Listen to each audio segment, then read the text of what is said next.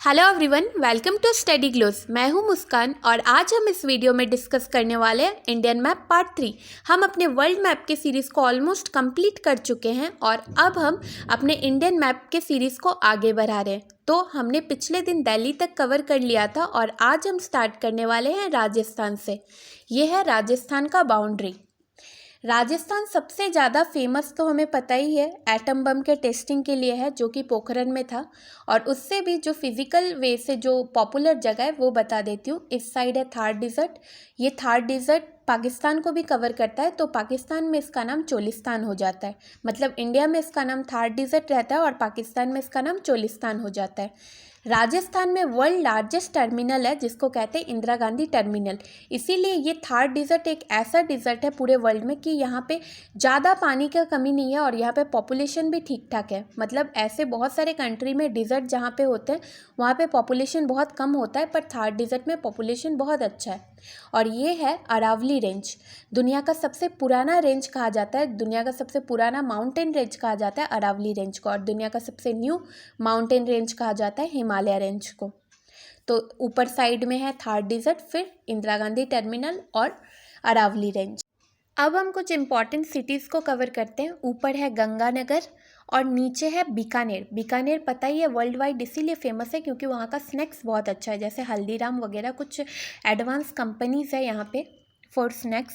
और नीचे है जैसलमेर, और जैसलमेर के ठीक नीचे है पोखरण जहाँ पे एटम बम टेस्ट हुआ था।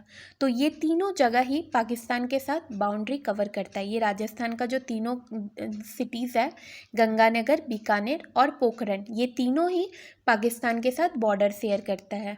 हमारा फर्स्ट एटम बम टेस्ट जो हुआ था वो मई 1974 में हुआ था और उसका नाम था स्माइलिंग बुद्धा। ऐसे उस वक्त हम एटम बम बना चुके थे, पर एटम बम बनाने से ही तो नहीं हुआ, हमें टेस्ट भी करके अच्छे से सक्सेसफुली उसे देखना भी पड़ता। तो उस वक्त अमेरिका ने सीटीबीटी एक्ट लगा दिया था, जिसके तहत ना ही हवा में, ना ही ज़मीन में और ना ही पानी में, ये तीनों जगह में ही हम एटम बम टेस्ट नहीं कर सकते थे। कोई भी कंट्री को ये राइट्स नहीं था। मतलब no air, no land and no water, ये तीनों में ही हम टेस्टिंग नहीं कर सकते थे। तो हमारे मिसाइल मैन ने आइडिया खोज के निकाला कि हम ज़मीन के अंदर टेस्टिंग करेंगे। ज़मीन के अंदर टेस्टिंग करेंगे, इससे सीटीबीटी का जो एक्ट है वो बिल्कुल भी प्रभावित नहीं होगा, क्योंकि ना ही हम हवा में टेस्टिंग कर रहे हैं, ना ही लैंड में और ना ही वाटर में। पर उसके बाद अमेरिका ने हमारे ऊपर सैंक्शंस लगा दिया, जिसके कारण इंडिया का अर्थव्यवस्था बहुत ही नीचे चला गया। पर कुछ दिन बाद ही, ठीक 1 महीना बाद, पाकिस्तान भी टेस्टिंग करता है। तो पाकिस्तान पे भी अमेरिका सैंक्शंस लगा देता है। पर पाकिस्तान अब क्या करेगा, किसी के साथ तो कारोबार नहीं कर सकता, तो वो जो अपना आइडिया था एटम बम का वो सब नॉर्थ कोरिया को भेजने लगा।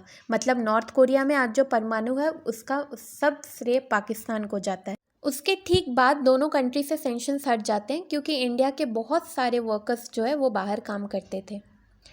तो ये था पोखरण का स्टोरी। अब हम आगे बढ़ते हैं। इस साइड है कोटा। कोटा जो है ये चंबल रिवर के पास में है, मतलब चंबल रिवर के कॉर्नर में है कोटा। और कोटा हमें पता है आईआईटी और मेडिकल स्टूडेंट्स के लिए बहुत ज़्यादा फेमस है।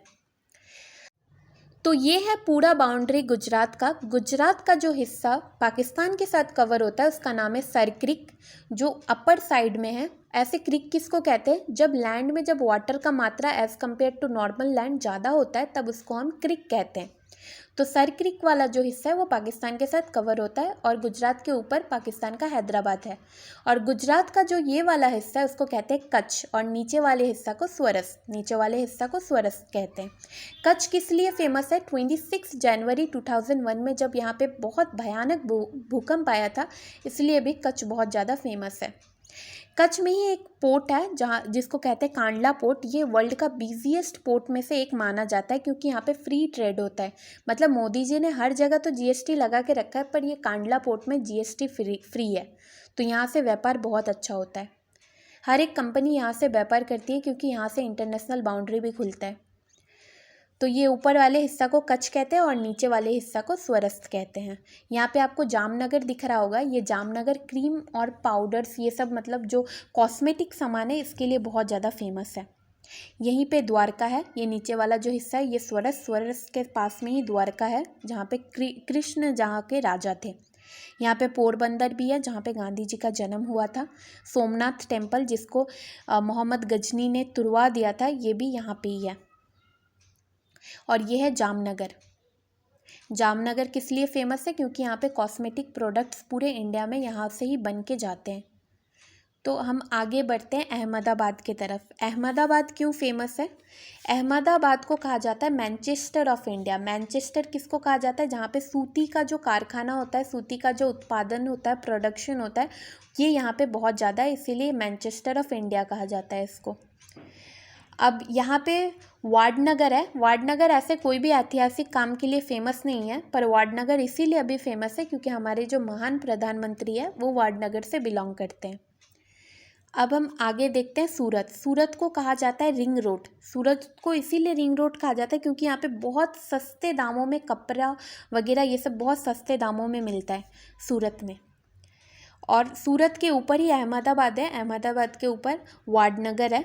और यहाँ पे पालमपुर भी है। पालमपुर क्यों किस लिए फेमस है? एक पालमपुर जम्मू एंड कश्मीर में भी है, वो चाय के पत्ती के लिए फेमस है, पर यहाँ का जो पालमपुर है वो रानी का भाभ के लिए बहुत ज़्यादा फेमस है। भाभ ये गुजराती वर्ड है, गुजराती वर्ड में जो कुआं होता है, कुआं को भाभ। तो आज का ये वीडियो लेक्चर यहीं तक। आज हमने राजस्थान और गुजरात को कवर किया। अगले दिन हम 7 सिस्टर्स को कवर करेंगे। अगर आपको मेरा चैनल पसंद आता है तो प्लीज़ इसको सब्सक्राइब कीजिए।